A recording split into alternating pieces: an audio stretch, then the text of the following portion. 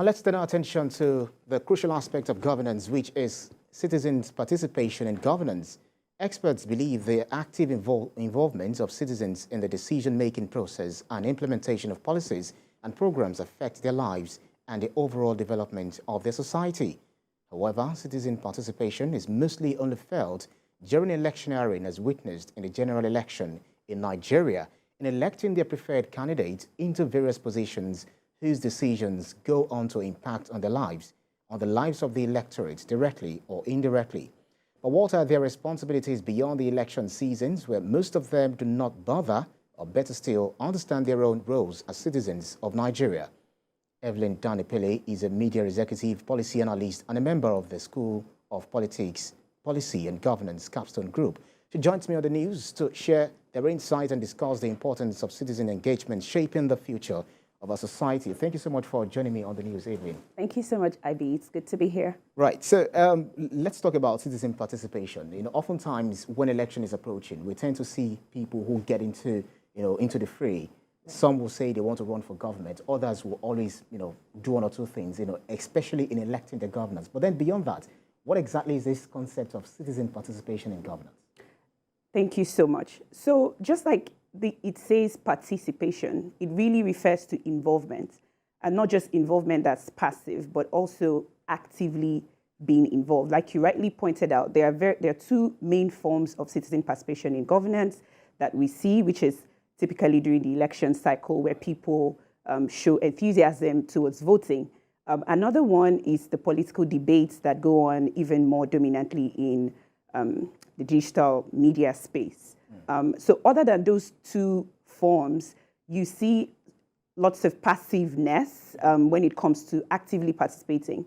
And as soon as the elections are over, a lot of people tend to retract, and we wait until another 4 years, just like we're seeing now, and all the conversations just dry out.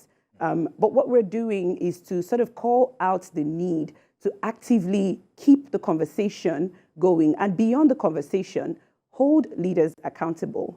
That really is what citizens' participation is about. Okay, so we see the netizens, especially on Twitter, Instagram, even some on their WhatsApp status, just like you said a little earlier, they actively participate during election, and after the election, they retract.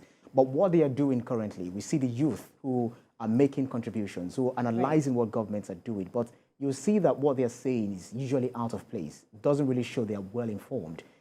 What strategy do you think one needs to put in place to ensure that they understand the essence of governance? Because they tend to talk more when it comes to budget presentation. They tend to talk more on the federal government's budgets. They don't even talk about their own state government's budgets because they don't understand. It comes down to education and enlightenment. And that's why the work that we're doing at the School of Politics, Policy and Governance, I think is something that is very brilliant and should be replicated in other facets, like where we have education going on, even in our schools. Because a lot of young Nigerians, especially, and I'm using young Nigerians because that's really where we can have a lot of impact, because young people are malleable as opposed to the older generation who are pretty much baked. So we need more education, more enlightenment, more communication. Thank you, of course, for this platform to talk about things like this. We need the media coming on board to talk about citizens' participation. And even beyond that, one of the things that we need to do is also to institutionalize citizens' participation. You asked the question, which is about why. Why is citizens' participation important? It's very simple. If you do not participate in governance, you're going to perpetually participate in criticisms, because you're going to critique those in government and see what's going on. We have pretty much the worst of us leading the best of us, which shouldn't be the case. We should have active citizens' participation that funnels in the best of our citizens to lead us, and even the rest of the citizenry to hold those in leadership positions accountable. And citizens' participation goes beyond just voting and even cursing out leaders on social media. There are other forms of citizens' participation, even at the basic level. A lot of Nigerians do not even know who their representatives are in the National Assembly. And that shows the abject lack of information, enlightenment that needs to be done.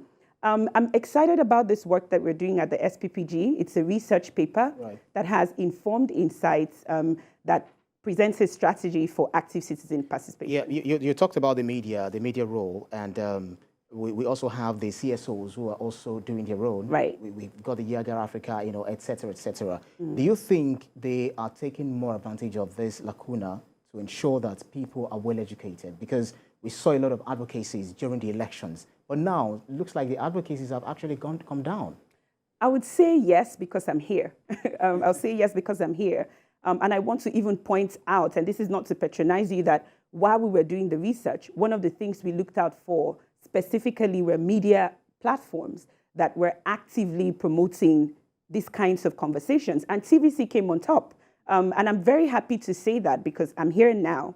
But I want to see that effort being replicated and even more and more media platforms having the conversation and calling out the need for why citizens' participation is important, because it is actually very critical. Well, I must say that a lot needs to be done, because before we know it, 4 years is down the line and people are back into the fray. Policy analyst and member of the School of Politics, Policy and Governance Capstone Group, Evelyn, thank you so much for your keenness of insight on this. Thank you.